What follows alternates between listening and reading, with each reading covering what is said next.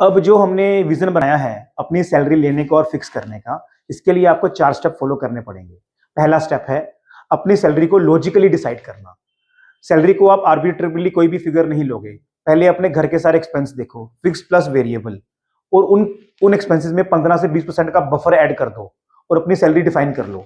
जैसे कि अगर आपके खर्चे घर के 1,20,000 के आ रहे हैं, तो आप अपनी सैलरी 1,40,000 या 1,50,000 की फिक्स कर लो। उसके बाद सेकंड स्टेप है सैलरी ट्रांसफर सिस्टम।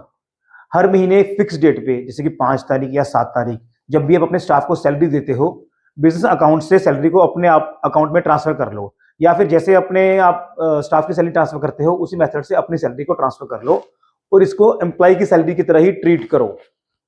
तीसरा स्टेप है इससे स्टिक रहना है, चेंज नहीं होना। चाहे आपका महीना टफ हो या बड़ा इजी हो, प्रॉफिट ज्यादा हुआ है या कम हुआ है, सैलरी को आपने कांस्टेंट रखना है और बिजनेस और घर के फंड को मिक्स बिल्कुल नहीं करना। हाँ, अगर कभी जरूरत पड़ती है तो आप अपने आप को अपने पर्सनल फंड से बिजनेस को लोन दे सकते हो, जिसको आप बाद में रीपे कर लोगे। और चौथा स्टेप है सैलरी को जो रिव्यू करना है। सैलरी को आपने एवरी ईयर रिव्यू करना है, इसको मंथली या क्वार्टरली रिव्यू नहीं करना कि हर महीने सैलरी को बढ़ा लूं या घटा लूं। साल के बाद देखो इन्फ्लेशन कितनी हुई है, आपकी टर्नओवर प्रॉफिट कितना बढ़ रहा है, उसके हिसाब से आप अपनी सैलरी को रिव्यू कर सकते हो।